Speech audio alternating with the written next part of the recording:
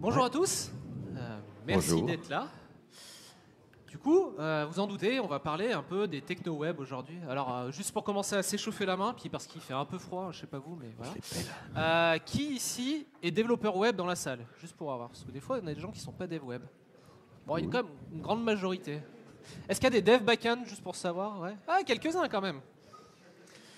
Ok. Le web, ouais, ça fait un moment qu'on existe. Je sais pas pour vous, moi quand j'ai commencé, ça commence à faire un petit moment. J'étais quoi, en 2003. Donc ça me rappelle un peu des souvenirs parce que j'étais au lycée, donc un peu voilà les bancs de l'école et tout ça. Et à l'époque, c'était pas aussi sympa qu'aujourd'hui. On a eu quand même pas mal d'évolutions. Toi, c'était en quelle année que tu as commencé, Olivier? Moi, j'ai Tu fait t'en mon souviens? TPE au lycée, avant jQuery. Avant jQuery. Ouais, Ouais. c'est ça. Il y a le avant, après, il y a les époques. Il y a eu quelques évolutions du web aussi qui ont été assez marquantes. Par exemple, il y a eu HTML5 en 2011 qui a quand même amené pas mal de nouveautés. Le avant, c'était quand même moins sympa.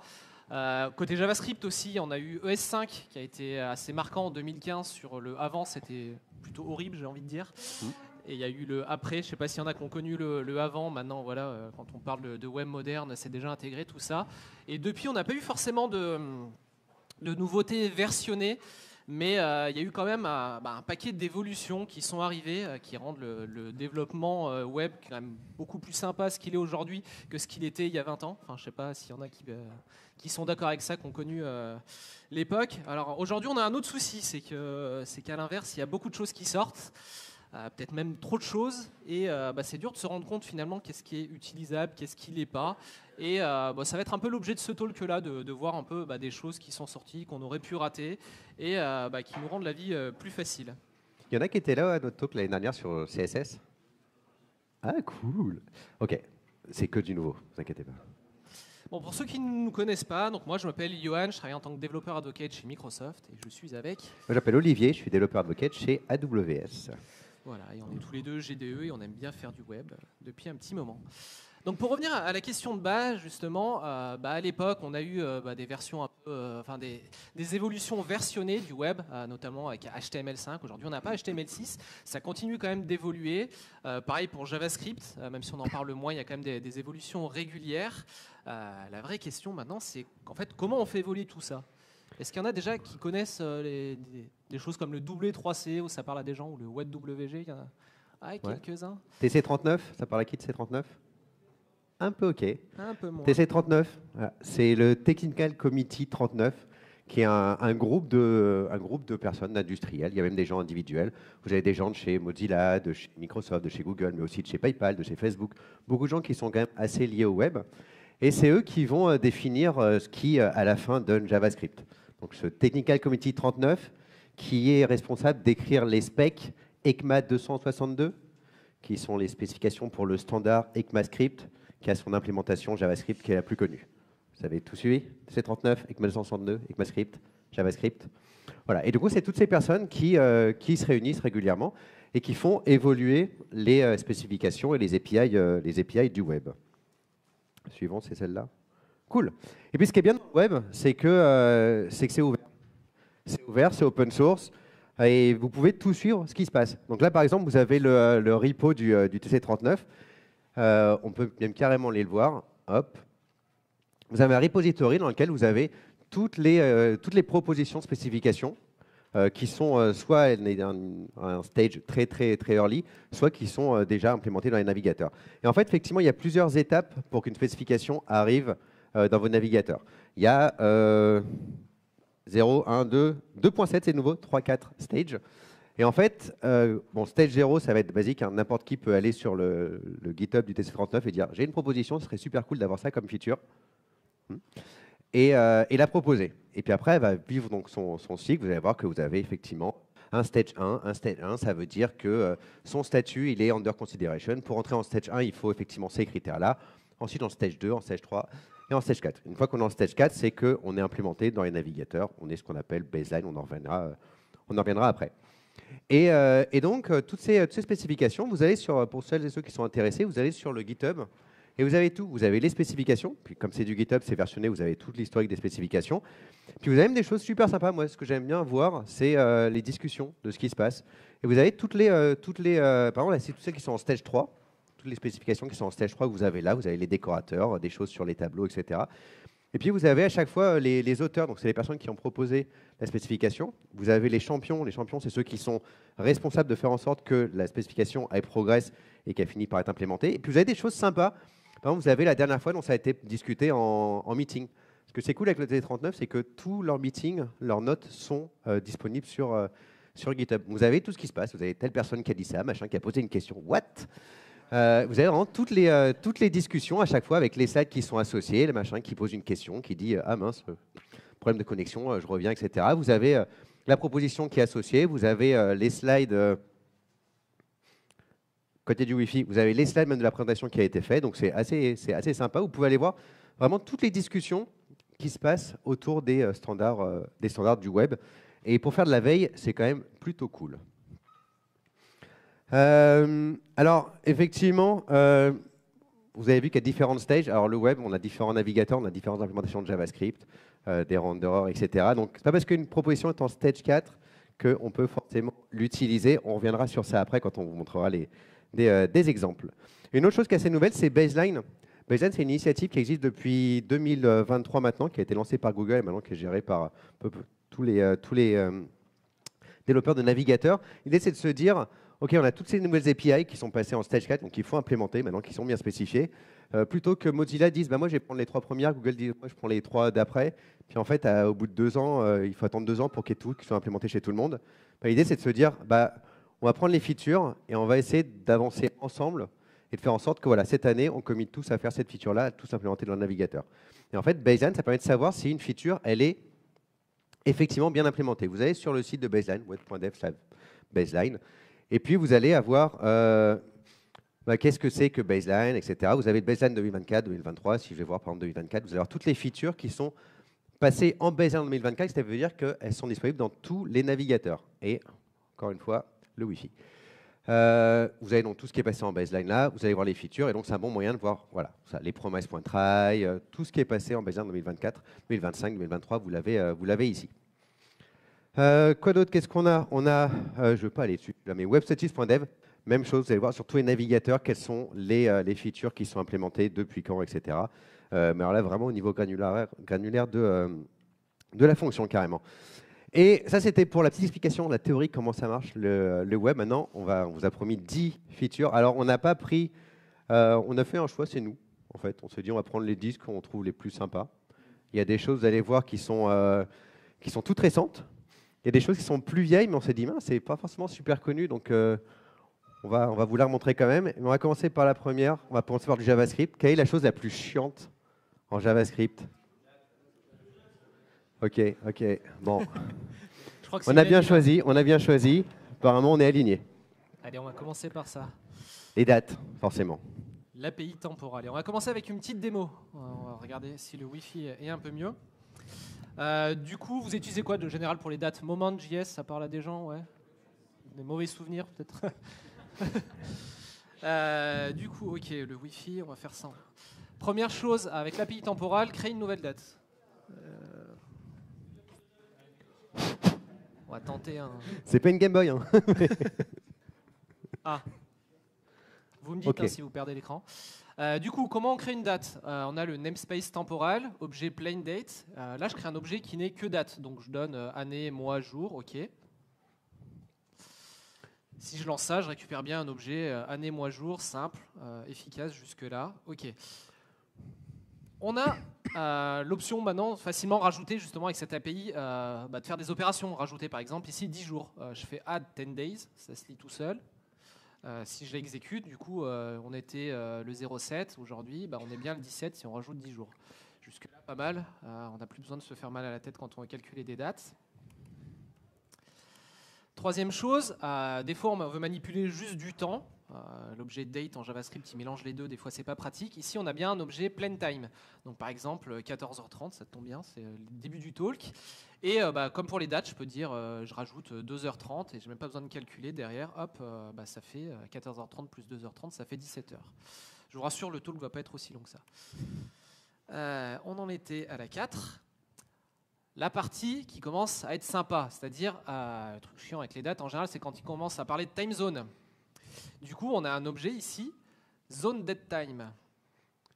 Du coup, à l'opposé de tout à l'heure de datetime, on a un zone datetime où on peut dire ici, ok, bah, j'ai une chaîne qui comprend la date, l'heure, donc le T, comment ça s'appelle, l'offset, et le fuseau horaire. Bon, là, c'est la chaîne complète. Je crée mon objet. Après, par contre, je veux dire, je veux calculer ça. On était à Paris, j'aimerais bien avoir la date côté New York. Plutôt que de m'amuser à savoir quel est l'offset et calculer des différences d'offset, je peux juste dire, je veux mon temps en American New York et j'ai bien mon calcul de date. Et logiquement, ça fait un truc du genre moins 6 heures, quelque chose comme ça, de mémoire. C'est quand même plus sympa pour faire de la conversion de fuseau horaire. Après, c'était quoi celui-là? Ah oui, faire de la comparaison de dates.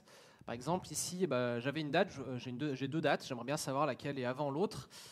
J'ai l'objet compare qui, plutôt pratique, me renvoie un résultat qui est soit -1, soit 0, soit 1, qui fait que du coup, par exemple, si on a des dates dans un array, on peut utiliser directement plain date compare, comme par exemple avec l'API sort des arrays quand on veut faire du tri. Donc ça, c'est assez pratique pour savoir si la date est avant ou après ou égale. Voilà, on peut faire de la comparaison. Ça marche aussi avec l'objet plain-time. Qu'est-ce qu'on en était au 6 ? Hop. On peut convertir des dates. Donc ça, c'était initialement mon objet date, qui n'avait que la composante date. On peut lui rajouter du coup la composante de temps pour avoir un objet qui cette fois-ci est datetime. Donc tout à l'heure, j'avais que la composante date. Je lui rajoute une composante de temps. Et voilà, on peut combiner les deux morceaux séparément. On en est quoi au 7 ? Chose pratique, aussi calculer des durées. Dire, voilà, j'ai une date, j'aimerais savoir combien de temps s'est écoulé depuis jusqu'à mon autre date. Donc là, c'était celle où j'avais rajouté 10 jours. On va cacher ce truc-là.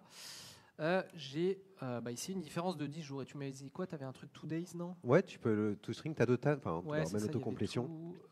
Je ne l'ai plus là, en autocomplétion.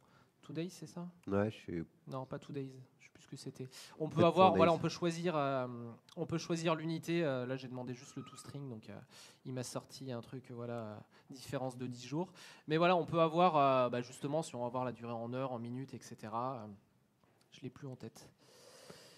Et la partie sympa aussi, c'est quand on veut savoir la date courante dans une time zone donnée. Jusque-là, en général, c'était compliqué. Il fallait faire des calculs d'offset par rapport à la date que nous donnait le navigateur. Là, on a l'objet temporal.no et on peut lui dire, OK, je veux un objet zone datetime, donc un datetime qui a une time zone, et je veux la date courante, en fait, tout simplement, aujourd'hui à Paris. Et logiquement, si on a ça, on récupère la date et l'heure courante. Et ça marche juste en spécifiant, voilà, un fuseau horaire de manière... chaîne, pas besoin de connaître les offsets par cœur, donc encore une fois, quelque chose de sympa. Donc je ne sais pas ce que vous en pensez, mais je trouve ça quand même vachement plus sympa comme API que le vieil objet de date qu'on se tapait jusqu'à présent. Non? Si. Le seul petit point noir, Olivier vous a fait un petit peu l'intro sur les stages, c'est que alors aujourd'hui ça traîne un peu, mais l'API temporale est en stage 3 depuis un petit moment maintenant. Si vous voulez vous amuser à voir pourquoi, il y a des débats bien animés dans les meetings en ce moment. Le truc est quand même pratique, c'est que je vous ai quand même fait la démo. Et pour faire la démo, en fait, tout simplement, aujourd'hui, il y a un polyfill sous forme de paquet NPM qu'on peut utiliser déjà dans nos applis. Comme ça, le jour où ils se mettent enfin d'accord à avoir l'API qui est stabilisée et passer stage 4 et valide un peu dans tous les navigateurs, on aura juste à virer le paquet NPM et ça marchera. Et en attendant, on peut faire avec le polyfill, histoire de prendre de l'avance. C'est derrière un flag aussi dans Chrome. Sans que stage 3, ça veut dire que l'API est complètement stabilisée. Elle va plus changer. Elle va plus changer. Stage 4, c'est quand on a au moins 2 navigateurs qui l'implémentent. Là, on est considéré en stage 4. Mais stage 3, l'API ne changera plus. C'est ce que j'ai bien. Allez, ouais. La suite. On va faire les trucs un petit peu. Voilà. On va pas. C'est une très mauvaise idée, j'ai failli m'asseoir sur le micro. Ok, on va parler un peu de tableaux. Il y a des trucs sympas aussi dans les tableaux à faire. C'est pas le truc le plus sexy du monde, mais il y a des nouvelles choses qui sont arrivées quand même. Dans les tableaux. Hop. Tac. J'ai un tableau, pareil, petite démo comme Yoann. J'ai un tableau avec des objets dedans. Ok, super sympa. Première chose que je vais faire, c'est que ArrayFill, il y en a qui connaissent? Non? Ok. L'idée de ArrayFill, c'est de dire, voilà, j'ai mon tableau et hop, je vais fill certains offsets de mon tableau avec une valeur. Là, je vais dire, voilà, entre l'offset 3 exclu et l'offset 5 inclus, je vais remplacer simplement par hello. Donc c'est assez sympa quand vous voulez changer des ranges dans des tableaux, de pouvoir utiliser ArrayFill. Flat, il y en a qui connaissent Flat? C'est pas tout récent. Mais flat, c'est assez sympa. Vous avez un tableau comme ça, par exemple, dans lequel il y a un autre tableau à l'intérieur. J'exécute et ça juste dit, ça, voilà, ton tableau, je l'ai flatten. Et puis ça veut prendre d'autres arguments. Vous avez un tableau qui a des tableaux dans des tableaux, par exemple. Pareil, je peux le flat. Bon, oh. Il n'aime pas. Ok, vous lui en êtes. Bon. Ouais. Donc là, pareil, vous pouvez flatten. Alors, ce qu'il faut voir, c'est que du coup, ça flatten que d'un coup. Flatten. Ça aplatit que d'un coup, pardon. Un seul niveau. Qu'un seul niveau. Donc là, vous aviez effectivement un 4, 4, 5 avec un 3, un 2. Là, on a un niveau de moins. Vous pouvez spécifier le niveau directement quand vous voulez. Donc là, si je mets un niveau 2, hop, effectivement, ça va prendre sur 2 niveaux. Si vous avez un tableau, vous ne savez pas combien il y a de sous-tableaux dedans, vous pouvez être un peu brutal et dire, bon, on va mettre infinity. Hop, et alors là, ça vous a aplati complètement votre tableau de tableau de tableau de tableau de tableau. Voilà. Assez sympa à savoir si on veut faire aussi ça sur les tableaux. Dans les trucs sympas, from async, là j'ai un tableau, hop, enfin j'ai une fonction en l'occurrence, fetch people, qui est un générateur et qui va me renvoyer, hop, du coup une liste de personnes et puis un petit timeout au milieu, comme ça on peut voir.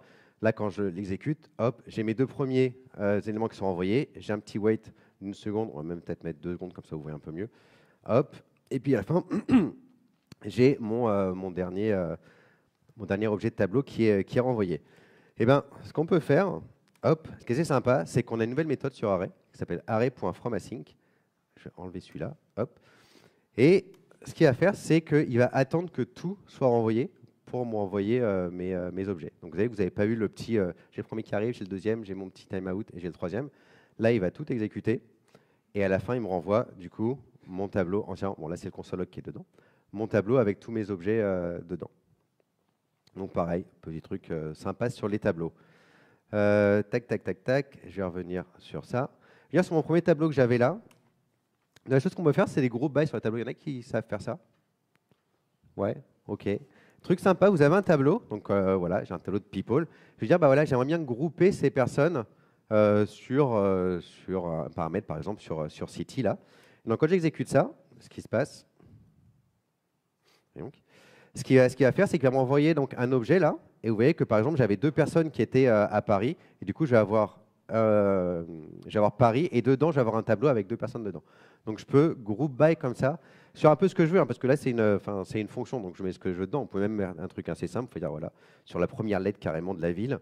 Et là, vous allez avoir, donc là, vous avez ceux de Paris qui sont sur le P. Vous avez ceux de Toulon et de Toulouse qui sont sur le T, qui vont être aussi groupés par la première lettre de la ville. Mais encore une fois, vous faites ce que vous voulez dedans. Si jamais vous avez des noms, vous pouvez grouper sur des ranges d'edge, etc. On peut faire ça. Ça, c'est assez cool, le group by. Moi, j'aime bien. C'est cool, non? Il y en a qui aiment bien? Ouais. Je ne suis pas tout seul, c'est cool. With. Oh. OK, with. Pareil, un peu comme le premier qu'on a vu avec Phil. Là, l'idée de dire, c'est un peu comme si on accédait à une case du tableau et qu'on dit, voilà, on veut la remplacer par ça. C'est un peu du sucre syntaxique. De la même manière, c'est pour dire, voilà, le deuxième offset, ici, je vais le remplacer par Jean-Paul qui vient de San Francisco. C'est comme si on faisait un people de égale un nouvel objet, sauf qu'il y a une méthode directement people.with dessus. Et puis, il y a pas mal d'autres fonctions. Je vous ai fait un petit enchaînement de fonctions là. Des choses comme toSorted, toReverse, il y en a qui connaissent? Sort, reverse, vous connaissez? L'idée, c'est de dire sort reverse, ça a changé le tableau sur lequel on était. Ils ont inventé des méthodes toSorted, toReverse, un peu tout celles qui existaient comme ça. Sauf que l'idée là, c'est que ça renvoie un nouveau tableau. Donc on n'est pas obligé de modifier, on a toujours le tableau d'origine qui reste inchangé. Ce qui est plutôt bien si vous voulez garder toujours une référence sur votre premier tableau d'origine. On vient de perdre l'écran. Voilà, et ça tombe bien parce que sur les tableaux, j'ai fini, dans tous les cas. OK, pour les tableaux, une autre petite chose aussi, plutôt sur les sets, et tout ce qui découle des sets, c'est on a toutes ces méthodes-là maintenant. Vous savez, quand vous avez deux sets, même 2 tableaux, vous pouvez transformer en sets, et vous voulez savoir combien d'objets qui sont communs, ou alors pour savoir s'il n'y a même pas un objet commun entre les deux. Vous avez toutes ces choses-là, donc A.difference de B, qui va vous dire ce qui est dans A, mais qui n'est pas dans B. Vous avez l'intersection pour savoir ce qui est effectivement dans les deux, ça va envoyer un tableau de ce qu'il y a dans les deux. Vous avez les symétriques différentes, c'est tout sauf ce qu'il y a dans les deux. Vous avez les unions, vous avez les disjoints, pareil, vous avez 2 sets, faites un disjoint from dessus et vous savez si ils sont complètement différents sans avoir besoin de louper sur un tableau et sur le deuxième pour savoir s'il y a des choses qui sont en commun. Des subsets of. Voilà, tout ça, ça marche. Ça marche sur les maps, sur les sets, pas sur les tableaux parce que ce n'est pas les objets sets, là où les maps sont les objets sets. Mais on peut convertir des tableaux en sets facilement. Exactement. Excusez-moi. Une troisième chose, sur les promesses. Promesses, c'est assez sympa. Il y a deux choses qui sont arrivées. Une qui est alors, deux sont en baseline. Il y a deux choses en baseline. Vous avez baseline quand vous avez un baseline une année. Quand vous allez sur MDN maintenant, vous avez, ça vous dit sur chaque feature si elle est baseline ou pas. C'est intégré aussi dans la doc de Mozilla. Vous avez un baseline 2024 par exemple qui a écrit newly available. Ça veut dire que ça vient plus ou moins de passer en baseline. Après, je crois, c'est 30 semaines. On estime que les utilisateurs ont eu le temps de mettre à jour leur navigateur. Et là, ça passe en baseline widely available. On estime que voilà, tout le monde a eu le temps de mettre à jour plus ou moins son navigateur. Et que ça marche absolument vraiment partout. Promesses, qu'est-ce qu'on a sur les promesses? On avait deux choses, donc je viens de vous montrer. La première chose, c'est un with resolver. Alors là, c'est vraiment purement du sucre syntaxique. C'est quand vous avez un petit bout de code comme ça, plutôt que de spécifier vous-même que vous voulez avoir le resolve, le reject, et après c'était les variables. Aujourd'hui, vous pouvez faire un promise.with resolver et récupérer directement ces trois variables. Donc vous avez directement comme ça, et après vous agissez dessus comme vous voulez. Ça évite d'écrire tout ce morceau de code-là, donc c'est un peu du sucre syntaxique, mais c'est toujours sympa d'écrire moins de lignes de code. Et puis une autre, super cool que j'aime bien, c'est là. Là, on a un petit morceau de code. Tac. C'est un petit morceau de code. Globalement, ce qu'il fait, c'est que, voilà, le premier truc qu'il fait, c'est qu'il reject une promesse. Après, il en a une qui resolve. Puis après, on a un petit timeout dans lequel on va aussi resolve. Problème de ce morceau de code-là, si jamais j'appelle avec un promise.all, qui est l'idée, c'est que j'ai un tableau de promesses, du coup, qu'est-ce qui va se passer? Bon, OK. Ce qui se passe quand j'appelle un promise.all, c'est qu'il va lancer et ma première promesse va fail. Donc là, j'ai mon tableau de promesses. La première fail, du coup, en fait, il ne va jamais aller sur celle d'après. Ce qui est un peu dommage que des fois, je vais appeler 10 promesses et c'est pas parce qu'il y en a une qui fail que je veux forcément arrêter. Et ben, en fait, c'est là qu'intervient AllSettle. Et en fait, l'idée, c'est de se dire, je lui passe un tableau de promesses. Et en fait, peu importe s'il y a une promesse qui fail au milieu, je veux quand même qu'il me renvoie tous les résultats des promesses. Et en fait, là, vous voyez que donc on en a une qui reject et deux qui resolve. Et donc, quand j'exécute ça, alors ce qu'il va faire, c'est qu'il va me renvoyer un tableau avec toutes les promesses et pour chacune, il va me dire son statut. Donc il va me dire, voilà, celle-là, elle est rejected avec le horizon fail, celle-là, la fulfill, celle-là, la fulfill. Donc c'est assez pratique quand vous appelez par exemple plusieurs API et que vous ne voulez pas que tout votre code il s'arrête juste parce qu'il y a une promesse au milieu qui a décidé de ne plus marcher. Et en plus, pas besoin de try-catch. Et pas besoin de try-catch. Après, vous faites votre boucle sur votre tableau. Effectivement. Plutôt cool sur les promesses, ça. Le setup, moi, j'aime bien. 4, je crois que tu reprends la main là. Yes.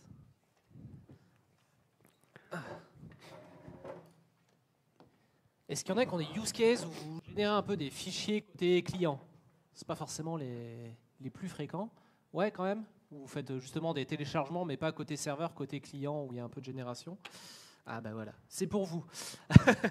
Du coup, une nouvelle feature qui est passée un peu inaperçue parce que c'est pas forcément un use case courant, mais qui est quand même pas même utile, c'est le fait de pouvoir gérer des flux de compression, décompression directement côté navigateur.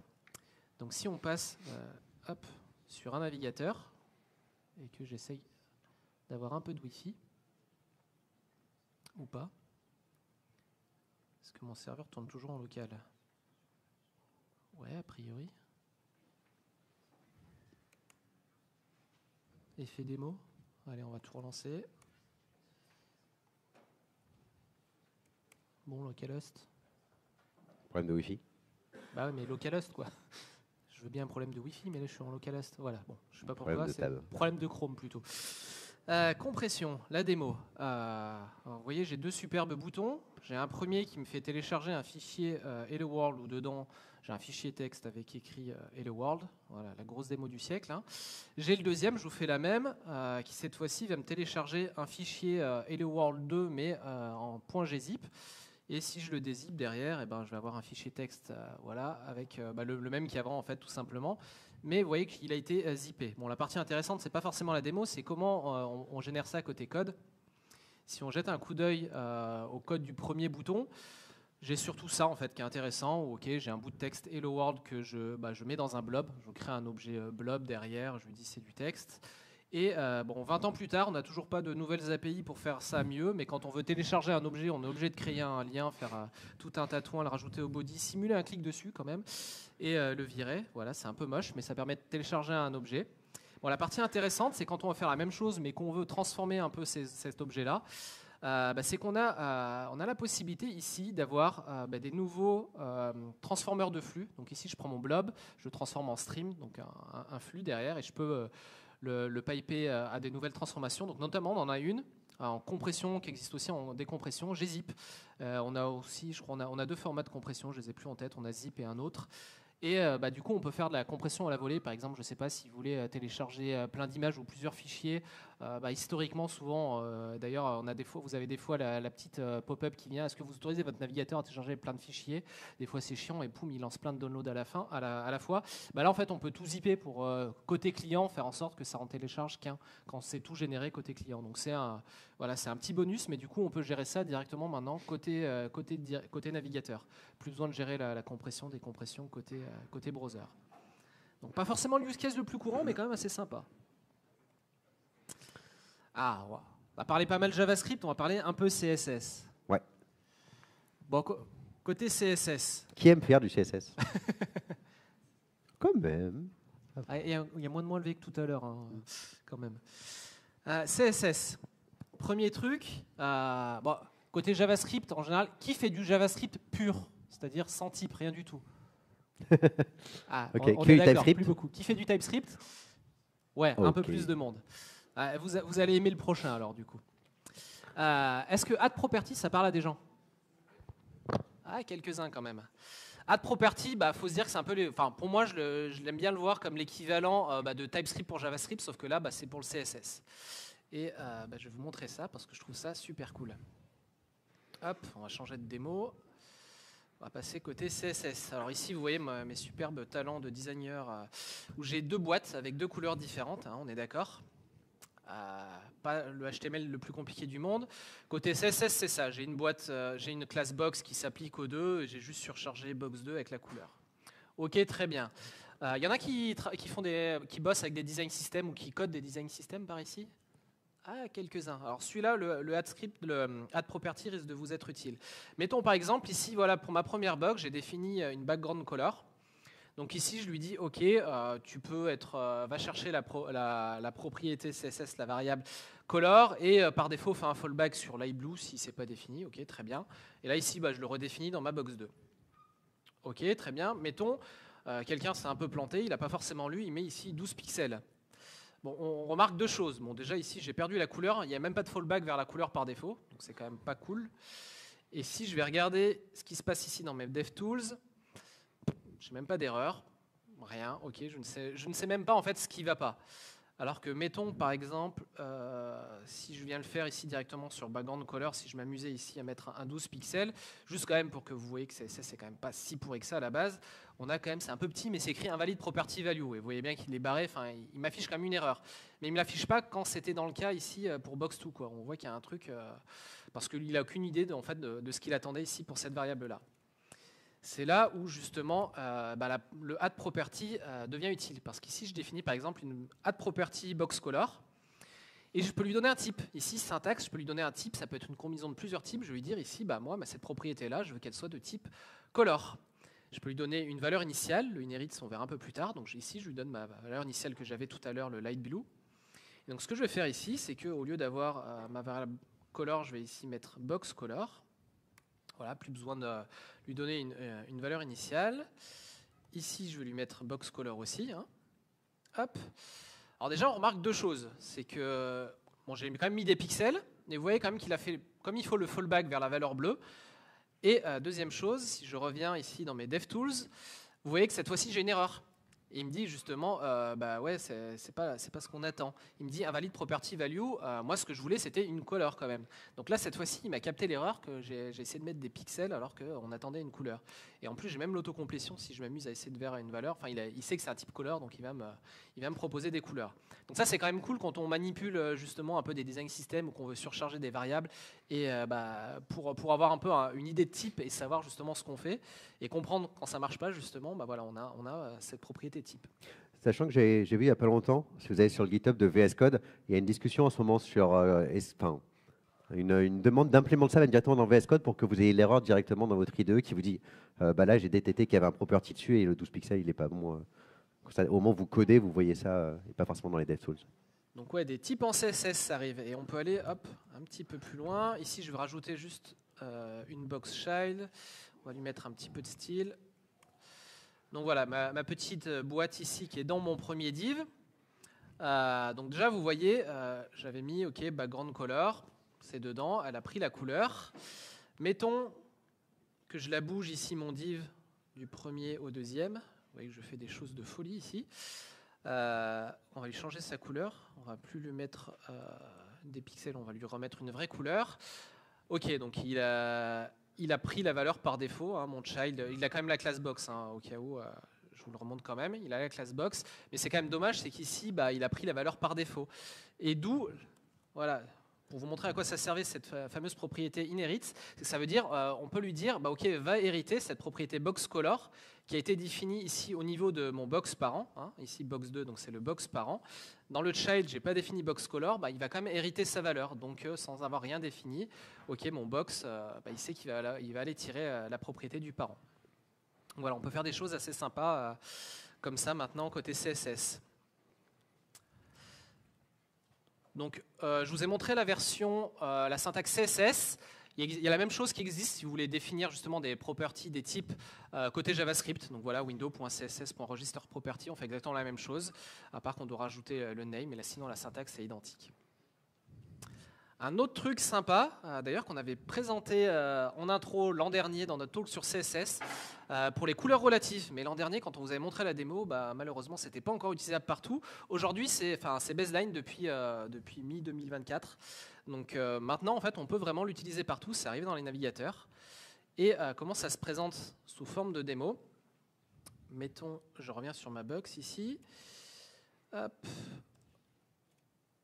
Mettons, je veux rajouter un hover, aussi pour ceux qui auraient raté ça. Côté CSS, maintenant on peut faire du nesting, ça c'est bien du CSS valide. Hein. Je fais référence à mon élément parent et sperluette là. Je lui mets 2 points hover, j'ai pas besoin de tout répéter. Maintenant le nesting est du CSS valide depuis quelques temps. Je remets mon background couleur. Donc mettons, voilà, on fait des design systems. J'aimerais ne pas avoir à définir des couleurs partout. Ça se voit pas super bien, ça se voit plus sur le jaune. J'aimerais juste rendre ma couleur un peu plus claire au hover pour qu'on voie quand je suis sur mon élément. Ici, je peux faire un truc, HSL et lui dire from. Donc je pars de ma variable, je lui dis from variable, ici, box color. Et je vais récupérer des composants. Donc HSL, pour ceux qui n'ont pas l'habitude, c'est teinte, saturation, luminosité. Donc OK, H, je touche pas la teinte, je touche pas la saturation, mais je veux changer uniquement la valeur de luminosité. Donc 80, on va mettre un truc assez clair. OK.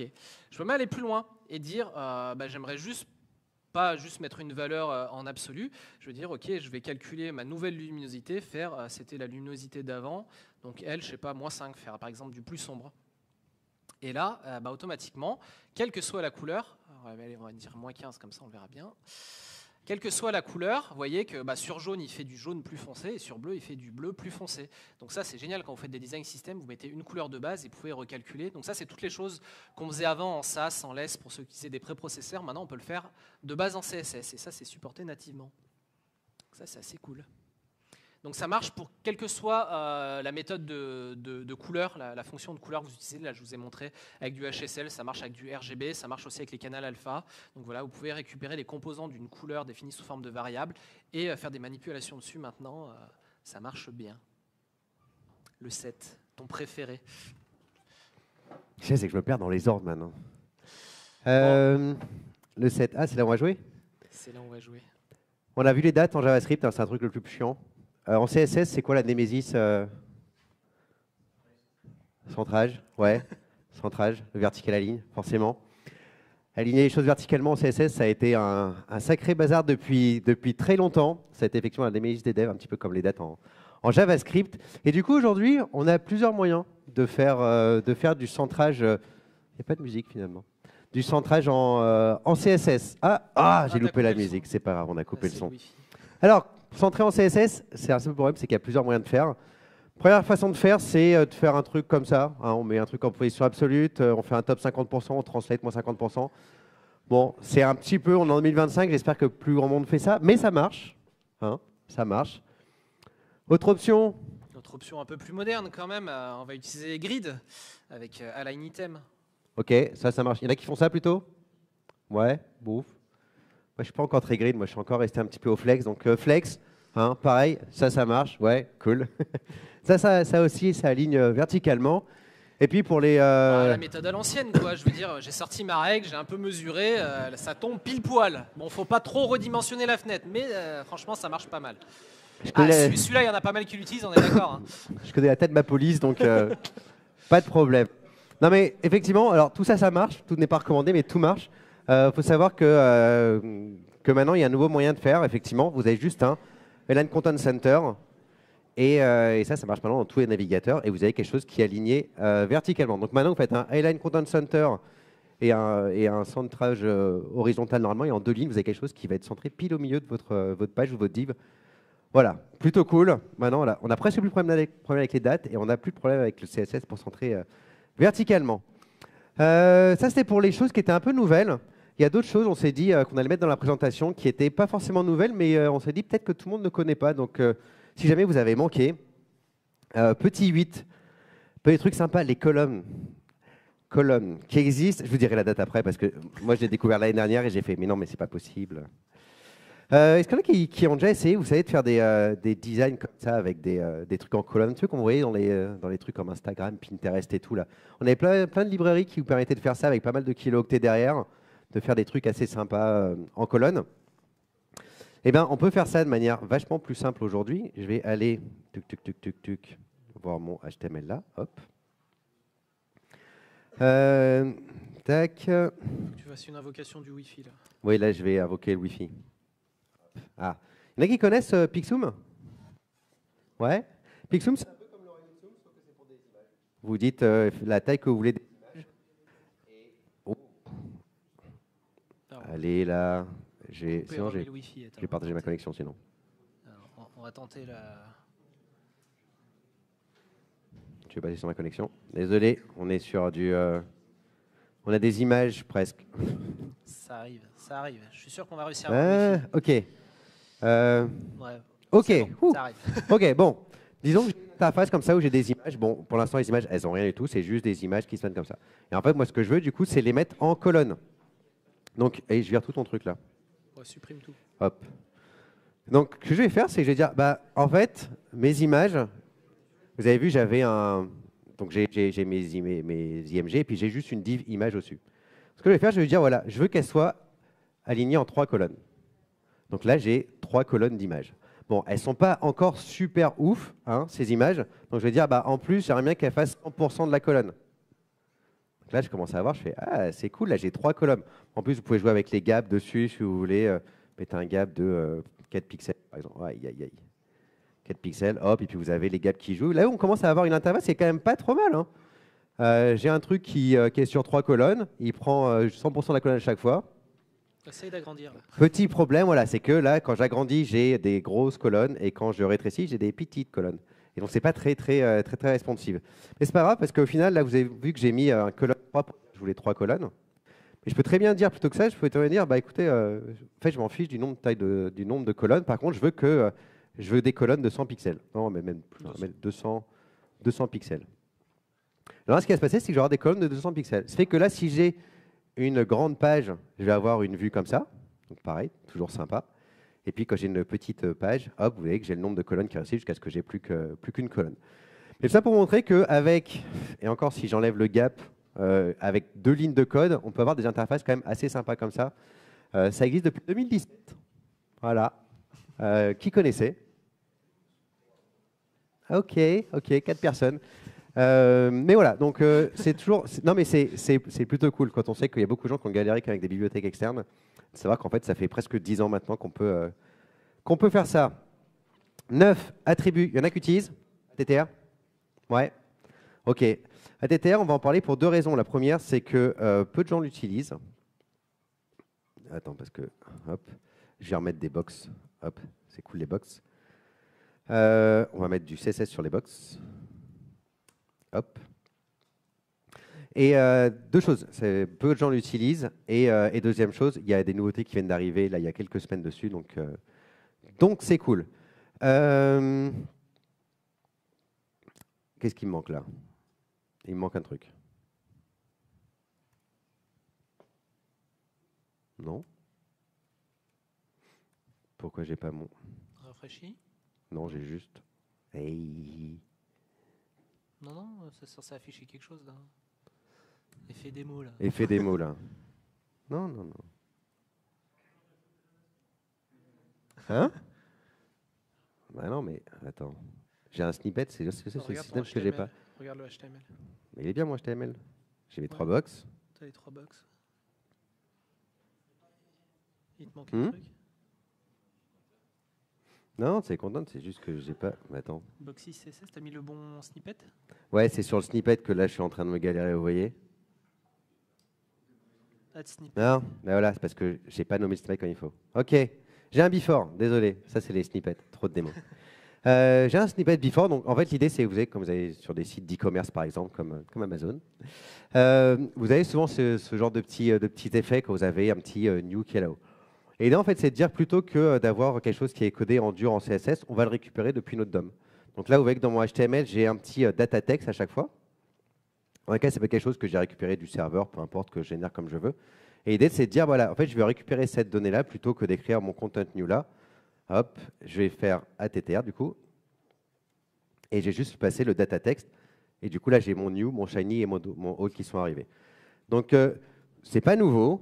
Il y a peu de gens qui l'utilisent. Par contre, ce qui est assez cool, c'est que dans les autres choses aussi que vous pouvez aller voir régulièrement, c'est les changelogs des nouvelles versions des navigateurs. Vous avez par exemple Chrome 133 là. Et vous voyez toutes les nouvelles choses qui ont été ajoutées. Et notamment, là, ils ont rajouté les nouvelles fonctions ATTR dans CSS. Vous pouvez même aller voir que la page de MDN a été mise à jour. Et en fait, on peut faire beaucoup plus de choses. Avant, on pouvait faire juste récupérer du texte sur un attribut. Maintenant, on peut aller récupérer même des couleurs, des pixels. On peut même aller récupérer des custom properties, les variables CSS. Et Oh, le Wi-Fi, je crois. damn, c'est la misère avec le Wi-Fi, quoi. Ok, vous allez me croire sur parole, mais il y a toute une palanquée de nouvelles choses qu'on peut faire avec ATTR sur CSS. Allez, s'il te plaît. Donc, ouais, jusqu'à présent, c'était très limité ce qu'on pouvait faire avec, mais maintenant, voilà, ça va bientôt arriver. Alors, c'est pas encore baseline, mais ça commence à Attendez, arriver. je vais mettre sur mon... On n'est pas en retard, donc... ça arrive. Est-ce que ma 5G marche mieux que le Wi-Fi de l'école? Ouais, magnifique. Donc vous avez pas mal de choses sur ATTR, vous avez des choses par exemple comme ça, donc ATTR, vous pouvez me dire ce que vous voulez récupérer, donc là j'avais un data foo, et vous pouvez spécifier le type, encore une fois, et vous pouvez spécifier un callback. Donc là on peut effectivement récupérer des types, on va pouvoir récupérer, bon là carrément des types un peu plus même spécifiques, vous pouvez récupérer effectivement, là j'ai un type number, hop, je peux le récupérer, et en plus je dis que derrière c'est des pixels. Vous allez voir la documentation effectivement MDN, et vous allez toutes les nouvelles choses qui sont là. Alors c'est là que c'est un petit peu limite. Ça vous dit que c'est baseline parce que ATTR est baseline. Si on va voir à la fin, en fait, vous voyez que ATTR est baseline et que tous les nouveaux trucs qui viennent d'arriver ne sont pas encore baseline. Alors ça est arrivé dans Chrome là, mais si vous avez regardé assez rapidement, du coup, on a pas mal de nouvelles choses comme des strings, des colors, des URL, etc. qui sont arrivées. Je vous ai parlé de choses comme des custom properties. Je ne sais plus où c'est par là, mais on peut les récupérer aussi, quelque part. Bref, allez voir la documentation, c'est plutôt pas mal. Savoir que même des vieilles features continuent à évoluer aujourd'hui. Je crois que c'est toi qui en prends la main. Allez, on se rapproche de 10, mais pas tout à fait encore. Il y a du temps. Private properties, alors ça on était passé un peu à côté parce qu'effectivement on n'est plus beaucoup à faire du JavaScript pur et on est beaucoup passé à TypeScript et TypeScript inclut déjà voilà, le fait de mettre du private par défaut. Mais en fait dans JavaScript on a depuis quelques temps quand même la possibilité de faire vraiment des propriétés qui sont privées et pas accessibles depuis l'extérieur d'une classe avec le dièse devant. Donc voilà, si vous êtes raté à côté, aujourd'hui on a des vrais private properties en JavaScript qui pètent des erreurs au runtime et pas juste à la compilation comme avec TypeScript. Alors la petite blague, c'est que la question que vous pouvez me dire, c'est est-ce que TypeScript compile avec cette syntaxe-là? À la compilation, non. Par contre, si vous faites des dièses, TypeScript le comprendra comme si c'était une private property. Tout ça pour regarder la compatibilité avec le code existant, parce qu'il y a plein de gens qui faisaient des trucs... Ah, on a perdu l'écran. Perdu. Il y a plein de gens qui ont pris l'habitude de TypeScript, qui faisaient des private properties, mais qui y accédaient quand même, parce qu'en fait, en vrai, TypeScript, il la met avec un underscore dessous, et qui, par exemple, pour faire des TU, il y accédait. Donc, comme TypeScript n'aime pas casser le code existant, ils n'ont pas changé leur compilation pour passer là-dessus, mais ça reste compatible. Donc, aujourd'hui, si vous voulez passer la nouvelle syntaxe, utilisez le mot-clé private, mais utilisez le dièse, c'est compatible JavaScript, et par contre, ça va se comporter comme une private property TypeScript. Mais vous aurez des erreurs runtime, donc c'est un peu plus poussé. Allez, on continue, on y est presque. 9,5. Ça t'aimes pas, ça fait mal à la tête, ça. Juste du sucre syntaxique, où au début on peut se demander un peu l'utilité. Justement, c'est pour combiner justement les opérateurs d'assignement logique, donc les double E, les double OU. Alors le double E, je cherche toujours l'utilité. Le double OU, ça peut avoir de l'utilité, par exemple, quand on teste des paramètres d'entrée d'une fonction, se dire, ok, si la fonction n'est pas définie, par exemple, elle renvoie un résultat qui est falsy en JavaScript, et on va l'assigner, sinon on la laisse telle qu'elle. Donc ça, c'est une utilité. Par contre, si on veut faire justement tester des paramètres de fonction, on a le Nullish Coalescing Assignment qui permet de faire ça vachement mieux, où du coup c'est le double point d'interrogation égal, où par exemple on a un objet, on va tester s'il a une propriété qui existe et uniquement l'assigner si elle n'est pas définie ou si elle n'a pas de valeur. Donc là le Nullish Coalescing Assignment ça marche, en gros ça va assigner une valeur que si la valeur de la propriété est nulle ou undefined, ce qui nous arrange bien la plupart du temps quand on teste des paramètres d'entrée de fonction par exemple. Donc voilà, du sucre syntaxique, ça permet de gagner quelques lignes. Il reste 3 minutes, donc on continue. On continue, on y est presque. Error cause. Est-ce qu'on a des javaïstes dans la salle? Ah, ça va vous parler celui-là. Error cause. Il y en a qui connaissent, qui s'en servent en JavaScript? Error cause. Donc voilà, rapidement, pour expliquer le code, il est toujours là. Mettons, j'ai une fonction qui va se connecter à une base de données et qui, ça peut arriver, elle pète une erreur, elle lance une exception. Voilà, le fait est, c'est que moi je suis dans ma fonction ici qui essaye de récupérer des données utilisateurs. Donc j'ai un try catch, à un moment donné j'essaie de me connecter. Et elle aussi, elle va péter une fonction, genre, mais voilà, mon erreur c'est j'ai pas été capable de récupérer les données utilisateurs. Et souvent, pour savoir à quel niveau ça a pété et savoir justement quel type de fonction on avait, alors le truc que j'ai vu beaucoup faire dans des codebases, c'est étendre la classe error avec différents types. Et après, on a tout type d'erreurs du monde qui existe. Alors qu'il existe un mécanisme tout simple qui existe depuis toujours en fait en JavaScript, qui est simplement l'objet cause. Et là, on peut le passer. Et par exemple, si derrière, je récupère ici, j'essaie d'appeler getUserData et que je récupère l'erreur. Hop, on va voir qu'ici, j'ai bien mon erreur unable to fetch data, mais pour savoir à cause de quoi, en fait, je peux faire error.cause. Et derrière, j'ai accès à l'erreur sous-jacente. Et je disais comment Java, parce qu'en fait, on peut faire des piles de stack trace d'erreurs comme ça, vous pouvez les empiler, mais vous pouvez accéder au fin fond de l'erreur, et vous n'avez pas besoin de surcharger 50 000 fois la classe error. Juste la classe de base, on peut lui dire, ok, tu n'as pas été une erreur, c'est à cause d'une erreur sous-jacente, je te le pose, voilà la cause. Et comme ça, quand on veut faire du debugging, on peut aller dépiler tout ça, et on est content. Ouais. C'est déjà pas si mal. Ah, tu l'aimes bien, le 9/3. Ouais, on est bientôt à 10. 9/3. Promis, il reste 1 minute 20, donc on va être rapide.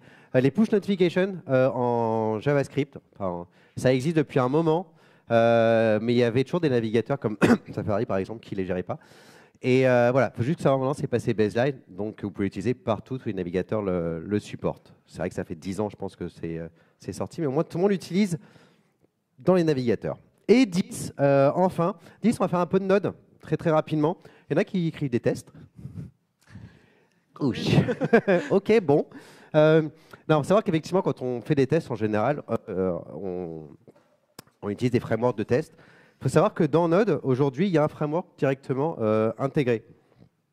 Si je vais ouvrir, hop, Ah, il n'est pas ouvert le fichier. 7. Tac. Hop, je vais avoir un petit fichier avec juste un reverse string, une fonction, et puis je vais avoir un fichier test où je fais un test dessus, j'ai des asserts. Je vais... Est-ce qu'il est où le terminal là? Tac. Hop. Et en fait, l'idée, c'est que je vais juste faire un node -test, et en fait, il va aller exécuter mes tests qui sont ici. Et là, j'ai utilisé aucun framework. Le -test, c'est directement dans Node. Si vous allez sur le site de Node, vous avez tout un truc test runner dans lequel vous avez toutes les méthodes de test. Alors en plus, ils ont été cool parce qu'ils ont géré à la fois les syntaxes qu'on voit avec des tests ici, mais vous avez aussi les describe qui existent, et vous avez toutes les méthodes que vous voulez. Vous avez des proxys, vous avez des timers, vous avez tout ce que vous voulez qui existe. Vous allez sur un assert, vous avez toutes les méthodes que vous voulez dessus, du bind, du call, du equal, du fail, du match, tout ce que vous voulez. Voilà, on est short sur le temps, donc je ne vais pas aller en détail, mais allez voir la documentation. Voilà, techniquement, vous n'avez plus besoin d'utiliser de framework externe. Node.js a son propre test runner intégré. Et ça gère même le coverage. Et ça gère même le test coverage, exactement. On arrive à la fin de cette présentation, juste pour montrer, voilà, il faut importer le Node test. On l'a vu dans le code. Quelques ressources rapidement. Developer.mozilla.org, ça vous avez toute la bible, ce qui existe sur les API web. Web.dev, c'est un blog, vous avez plein de choses sur les nouveautés. C'est aussi là que vous retrouvez Baseline. On nous a coupé. C'est aussi là que vous retrouvez Baseline. Voilà, c'est deux liens qui sont utiles. Juste pour vous partager une petite chaîne YouTube qui est assez sympa, WebDev Simplified. Vous trouvez pas mal de choses, notamment on a parlé de property. Il y a une vidéo beaucoup plus longue qui va vachement plus en détail dessus, mais aussi sur beaucoup de choses, des shorts, des longues vidéos sur le développement web, à la fois JavaScript, CSS, même sur certains frameworks. Et vous pouvez retrouver tout ça là-dessus, c'est plutôt cool. Merci beaucoup de nous avoir écoutés. On espère que vous avez appris au moins une chose. Et je vous souhaite une bonne fin de conférence. Et n'oubliez pas le feedback. Ouais. N'oubliez pas de feedback.